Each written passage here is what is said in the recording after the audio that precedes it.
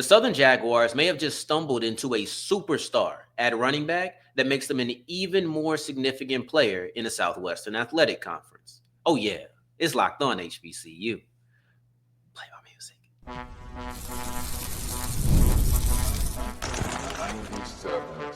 You are Locked On HBCU, your daily podcast covering HBCU sports. Part of the Locked On Podcast Network, your team every day. What's going on, family? Welcome back to another episode of the Locked On HBCU podcast, your number one daily one-stop shop for everything HBCU athletics, Monday through Friday, part of the Locked On Podcast Network, your team every day. And I, of course, am Darrion Gray, a.k.a. the Mouth of the South, Texas Southern alum and former TSU Herald Sports editor and current site expert at Who Dat Dish and contributing writer at USA Today's Saints Wire. Thank you for going on this journey with me. Make it Locked On HBCU your first listen of the day every day. And remember, just because the mic cuts off does not mean that the journey is over. Just means it's time to follow me on Twitter at South Exclusives. Starts with an S and ends with an S. We'll wrap up today's episode with a look at Shannon Harris being hired by the DC Defenders as their head coach. We thought all hope was lost, but apparently that was not the case. In addition to being the DC Defenders head coach, he's also going to be the Tennessee State co-offensive coordinator. And speaking of the Tigers, segment 2 is about the preseason poll and the Big South OVC. Was TSU disrespected? One person that will not be disrespected, at least not on this show, is Trey Holly. And Trey Holly is now a Southern Jaguar. If you are unfamiliar with the leading rusher in Louisiana State high school history, let me refresh you. Because I believe that the Southern Jaguars may have just stumbled into a superstar at running back that makes them an even more significant player in the SWAC. Now, hear what I'm saying. I'm talking about the team that was the Southwestern Athletic Conference West Division champions in 2024. And I'm telling you, the addition of Trey Holly makes them a more significant player. I think that this just needs to go a little bit further. Let me just say it again. The addition of Trey Holly takes Southern from being one of the clustered teams in the South in the SWAC West to being one of the teams that I think separates from Alcorn and PV. I believe that highly in what Trey Holly can be. If he reaches 3/4 of his potential, if he reaches his potential, he's going to be one and done. Number one, this is going to be a rental. And he's also going to be the guy who is a driving force in Southern possibly getting their first SWAC title in over half a decade. Right? Like, that is what I think Trey Holly can be for Southern. I think that he has the ability, as he enters the SWAC, to be an Offensive Player of the Year candidate. I think that Trey Holly, as he comes into the SWAC, as he joins Southern, has the ability to be the driving force in a championship team. And I understand that Terrence Graves is not going to want to put these expectations on him, especially not publicly. Well, my name ain't Terrence and my last name ain't Graves. It's Gray. Allow me to do it. Trey Holly, the former LSU Tiger, the person who ended his high school career as the leading rusher in Louisiana State high school football history, is the type of player that can change the fortunes of Southern from being a team that joins, from being a team that plays in the conference championship to being the type of team that can play and win a conference championship. I still got Jackson State. I'm not going to jump off crazy. I still think that Jackson State is the top team. But let's not be shocked if Trey Holly comes in and he's the best running back in this conference. Now, what makes Trey, I feel like I've gone, that was not supposed to be how I started the episode, but sometimes, when you feel it, you feel it. And the thing about Trey Holly that makes, or this situation with Trey Holly that makes it so unique, is that you've seen P4 to HBCU transfers. You've seen him a bunch of times, but he's a walk-on. That's not typically how this goes. It's not typically, all right, you go get the guy from LSU and now he's walking on at Southern. He paid his way to be at Southern. There is no greater indication that a player wants to be at your university as a football player than him walking on. There's no greater indication of that. So when I hear that Trey Holly paid his way to the university, and listen, I don't know what his NIL situation is like. I can't imagine his great understanding why he made it to Southern. This means a lot. He wanted to be here, right? He's a guy who's from Louisiana. He's a guy who played at LSU, so he's real local. I'm sure he's been around Southern student athletes, around Southern students. I'm sure he's been in that mix. Trey Holly is now a Southern Jaguar himself. And to me, we've already talked about how this is a transformative addition for the Southern Jaguars, but it's also a rare case. Now, most times when you see these players leave and then come back, or they leave the P4 ranks, they come to an HBCU, a lot of times it's they couldn't get on the field. A lot of times it's things didn't work out for them at their last university. It's not even oftentimes that it's a first year. I feel like a lot of times you get 2 years at that previous school. And technically, Holly has been out of high school for 2 years, but he only spent 1 at LSU. That 2023 season, he was with LSU, but then he ended up getting into some legal issues that led to him missing the entirety of the 2024 season. Now, that's where things get a little tricky. So he had 2 counts that he was up against. 1 did get dropped, if I'm not mistaken. I believe I read that somewhere. But he was still on the LSU roster when they saw him at Southern. That's what Louisiana Go Nation said. They say he was still on the LSU roster. He's not now. In case you're curious, he's not now. But having Trey Holly be on this team, it's not because he failed out of LSU.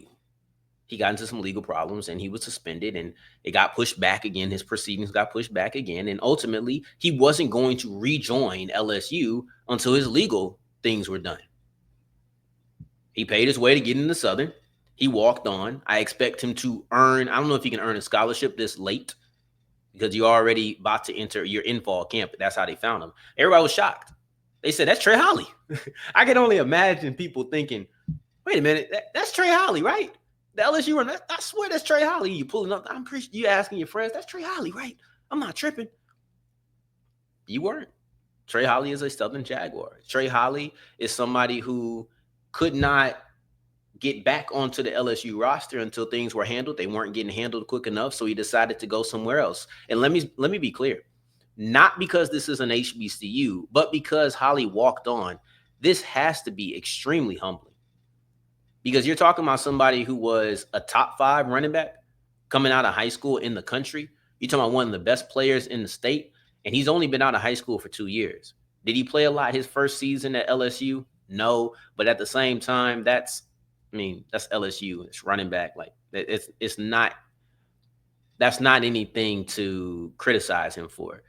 He comes into 2024 and he ends up getting into some legal issues that keep him out of the season. Now he's back to playing football. It was either continue to pursue your dreams and go somewhere else, or wait for this that could keep getting pushed down the road for you to go back to the university you probably always wanted to be at. And who knows? Maybe he excels at Southern, the legal issues get solved, and then he ends up going back to LSU. I don't know. I've said this already. I don't think that this is a long-term solution. I expect Trey Holly, if he performs the way that we've expected him to perform, or I'll say the way that I've expected him to perform, this is a 1-year rental. Let's be very clear. But it can be a very powerful 1-year rental.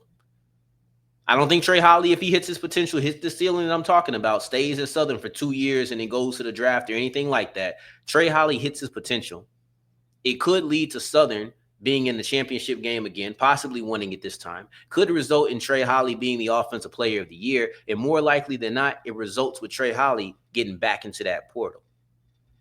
That's the game, but you better enjoy that year. Now, as we push forward, I don't think that this year is projected to be quite enjoyable for Tennessee State. And Reggie Barlow laughs. He laughs at how the Big South OVC is predicting his squad to end up in his first year as head coach. Let's get into that as we continue with Locked On HBCU. Today's episode is brought to you by FanDuel, and the summer sports are in full effect. You still have tennis, I love tennis, man. You still have tennis. So if you want to watch them go back and forth on the clay, if you want to see them go back and forth on the grass, doesn't matter. You go and put some money down. Maybe you think Sinner's going to do something. Alcaraz going to do something. Djokovic's going to do something. Maybe you think the Coco Golf can bounce back, right? I just seen Venus Williams made a return, right? Maybe you see her in the next WTA event and you want to put some money on that. Possibly you want to rock with baseball because it is baseball season and they have the main attraction of the session, right? Of this area, right? Because football isn't on yet. Next week, we're there. Next week, we're there. Anywho, if you want to put some money down on baseball, maybe same game parlays, someone just one bet and roll into the ninth inning. It has everything that you could possibly need at FanDuel. So you go ahead and go to FanDuel right now. If you're new to FanDuel, new customers get $5 or win a $5 bet, get $150 back in bonus bets. Go to FanDuel to make every moment more. As we continue rolling on today's episode of Locked On HBCU, I appreciate you for making this your first listen of the day every day. For your second listen, make sure you're checking out Locked On NFL. Like I told you, the football season is right here. It is back. We have preseason starting on starting on Thursday, July 31st.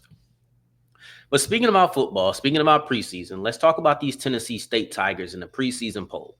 So they were voted quite low in the Big South OVC. You're looking at them, they came in 8th. So they were one of the teams that shared the conference championship in 2024. And as you're looking at it going into 2025, they're not even expected to be contenders. Not at all. So you get into it. The Big South OVC poll goes Tennessee Tech, UT Martin, Southeast Missouri, Lindenwood, Western Illinois, Eastern Illinois, Gardner-Webb, Tennessee State, Charleston Southern. You're talking about second to last for Tennessee State, a team that was sharing first place. They were a playoff team. They were a playoff team in 2024, and now they're predicted to go second to last. And I think we all know what this is about. It's all about the loss of Eddie George. But the question here becomes, were they disrespected? Right? Like, I think at the end of the day, that's the biggest question is, was Tennessee State disrespected by the Big South OVC polls? It's difficult on the surface to say no. It is. And I'll tell you this, Reggie Barlow certainly believes that they were. He called them cute. He called the preseason polls cute. He says that preseason poll is cute, but our players and coaches are laser focused on building something special here at Tennessee State. We're ready, and the only rankings that matter will come when the season plays out on the field. Let me tell you something. As a grown man, if you ain't talking about babies and you say something is cute, you feel in a kind of way. Now, I know some people, I guess some people like animals. Oh, that pet's so cute. That's not me. So if it ain't a baby, ain't a child, I'm not calling nothing else cute unless I feel a way. You do something, that was cute. And that's the exact tone that Reggie Barlow has. Barlow doesn't think that these are attractive polls, right? Like, Reggie Barlow doesn't think that these are adorable polls. He doesn't want to pinch their cheek. Like, this is sincere disgust, right? It's disgust. And you know what?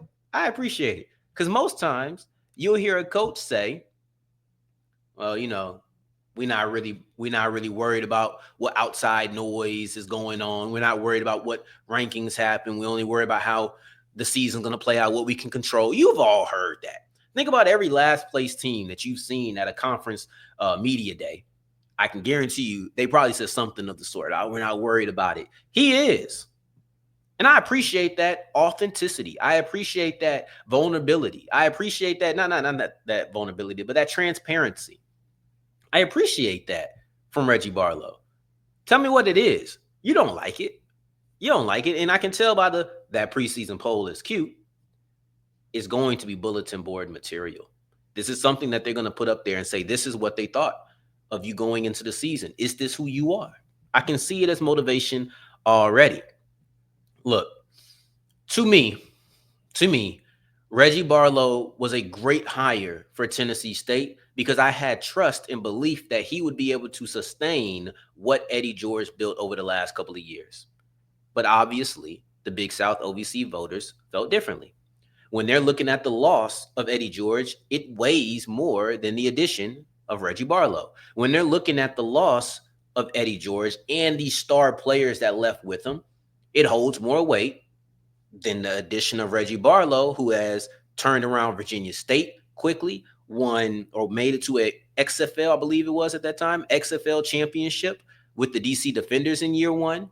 It takes away from a guy who has won a divisional title in the SWAC. All of this history that I felt was extremely valuable. All of this history that made me say that Reggie Barlow could sustain Tennessee State's success. They said not in 2025, at least. The Big South OVC's poll saying that Tennessee State will be second to last in their conference tells me that they do not believe that the addition of an experienced head coach, no matter how much respect they may have for him, will outweigh the loss of all of these star players, having to fill roles in very prominent places like quarterback, leaders of the defense, running back. Like, they just aren't believers that Reggie Barlow will be able to get this done instantaneously. Do I think it's disrespect? No, I think it is a reasonable thing. I don't think that Tennessee State was disrespected. Do I agree with the Big South OVC? No, I don't think that second to last is where I would have projected them. I'm also not an aficionado on all things Big South OVC. But I'll say this. I trust in Reggie Barlow's ability to get this program on the right track quickly. I trust in his ability to sustain what Eddie George built as far as culture goes. And then we'll have to see, is he able to do this as far as talent goes as well. One thing I thought was interesting is that Barlow said that he and George have had a relationship for almost 30 years now at this point, and that extends to being Tennessee State, where I know George will help Tennessee State with anything that he could. And it seems like he's extended that same courtesy to Barlow. Here's one thing, though. The conference clearly looks at this as a rebuild, not a reload, which is normal in college athletics that you reload. But they look at this as a rebuild. And this is what the mentality is going into that rebuild. Coach Barlow says, it starts with mindset, then it moves to skill set, and finally scheme. If a player's mentality isn't right, the rest doesn't matter. We're focused on bringing in good people, molding good coaches and players, and letting the process play out. So as you're going into that year, it wouldn't shock me if you had to take a foundational year.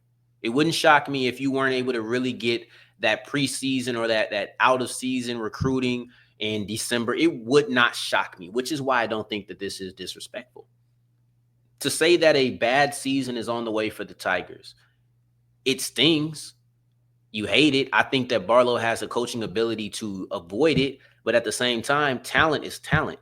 And you missed out on a big talent acquisition period, and you had a big talent exodus when you're talking about Eddie George leaving, and you're losing guys like Sanders Ellis. You're losing guys like Draylen Ellis, who are just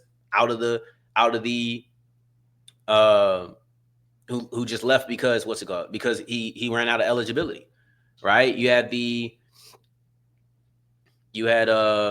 just catching a blank on some of these guys' names now, but D tackle, offensive, at quarterback, running back, linebacker, safety. Boogie Trotter was a finalist for the Aeneas Williams Award. You're losing a lot of talent at Tennessee State. So I get the low expectations.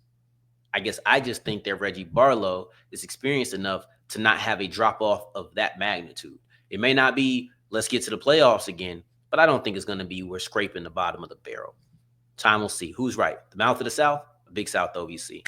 Now we move on to a move I'm happy because I think that being Shannon Harris is someone who greatly deserved the DC Defenders job, and now he's finally got it. So I'm excited to break down this news as we continue with Locked On HBCU.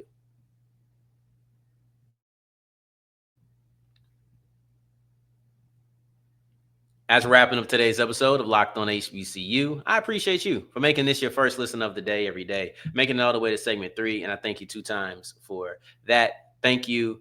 Thank you. Shannon Harris is officially the DC Defenders head coach. They said, we're ripping the tag off. No more return policy. We're ripping the tag off. DC Defenders have officially hired Shannon Harris as their head coach. This move is shocking. This move is extremely surprising because it was just last week that Harris was announced as the co-offensive coordinator for the Tennessee State Tigers. Someone left a great comment, and if you go back, this was Monday. I talked about this 2 days ago. It was Monday or Tuesday. I don't know. It was something like that. 2-3 days ago, I talked about this, and I said how I was disappointed because getting this job meant that he wasn't getting the DC Defenders job, and that's what I believed at the time. And I thought that there was a phenomenal comment because I positioned it as, did they not offer it to him, or did he choose Tennessee State over the DC Defenders? Apparently, it was neither. But unfortunately, this great comment is going to have to be shelved. It was going to be a Monday mailbag conversation, not anymore. But I'm going to assume that negotiations were ongoing. I'm going to assume that he took this job at Tennessee State knowing he could still be the DC Defenders head coach. And maybe we'll talk about what that looks like. Maybe when we come back on tomorrow's episode, well, I'm going to record tomorrow's episode super early. So I may be recording this right after, before you've even heard today's episode. I may be recording tomorrow. I'm going out of town. Yeah. Matter of fact, do I even want to do tomorrow's episode? I got prepped for out of town. I don't know, guys. I don't know. I may not give you an episode tomorrow. Yeah, I may not. Now I'm thinking about it. I got a vacation to plan for, to get out of here for. Anyway, the point being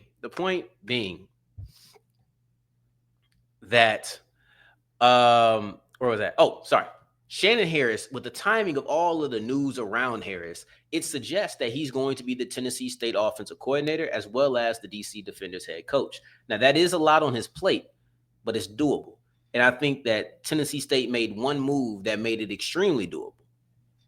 Gave him a co-role.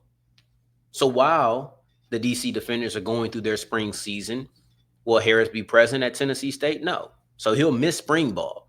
But at the same time, you have Toriano Morgan, who is the co-offensive coordinator who can be running the ship while the spring season is going on. I think it's a little bit odd. I swear Alabama A&M had an offensive coordinator who did something very similar, but he was just an OC. So the stakes wasn't as high, I guess, for him in the spring season, but this is interesting. When I say he was just an OC, I mean he was just an OC for both, while Harris is a head coach and a co-offensive coordinator. So I think it's doable, and I'm extremely happy. He deserves it. He clearly deserves this opportunity to be a head coach. And to me, being a head coach of the UFL or in the UFL has a higher stock than being a co-offensive coordinator in college. It has a higher stock. It can get you a little bit more cachet. And I'll respond to the comment now because I thought it was so interesting. I love the comment. I'm sorry that we can't get to it now because it doesn't make sense.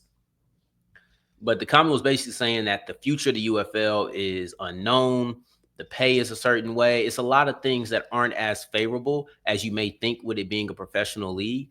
I think being able to do both, it's kind of like, you get the best of both worlds, right? I grew up, I seen what was it, Hannah Montana. I wanted to call it Miley Cyrus so bad, but Hannah Montana was on TV. You get the best of both worlds in this. And now he gets to come back with Reggie Barlow. I don't know who he keeps on his staff. I can't imagine that Greg Williams stays on the staff. I think Greg Williams left in the middle of this season to go to Tennessee State. Why would he go be a Defenders head or Defenders defensive coordinator next year? It just doesn't make sense. I know that Shannon Harris, he has a relationship with him. I know that he was on the staff with him, but I don't think that it makes the most sense. At the end of the day, Shannon Harris came in and he won a Defenders championship. Won the Defenders a championship. Sorry. I'm sitting here still thinking about in the back of my head whether or not I'm doing an episode. I think that's messing me up right now. I'm not doing an episode. I just thought about it. I'm not doing it. There's nothing pressing that says I need to do it, and I need to prepare for my vacation so I can enjoy my vacation. See you Monday. Anyway, the point is that Reggie Barlow hired Shannon Harris as the co-offensive coordinator last week.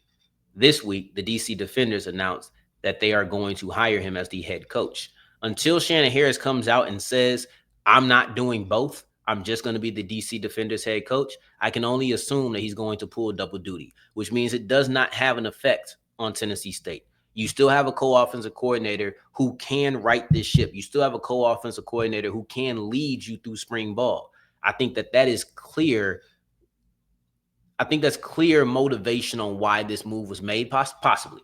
I don't want to say clear like it's concrete, but that's a good reason to get a co-offensive coordinator. I was wondering why you were so pressed on doing it. Well, now if you have one offensive coordinator who's going to be a head coach elsewhere during the spring when you have football to play, you need someone else who can lead that unit. You have it. Reggie Barlow, Shannon Harris, I think has the mental acumen to be able to balance both. He's well deserving of this job. This is something that I've been predicting all season. All season, I'm going to say, hey, there's a chance he doesn't come to Tennessee State. Turns out I wasn't right about that. The reason I thought he wouldn't come is because he was going to be the DC Defenders head coach. I was right about that.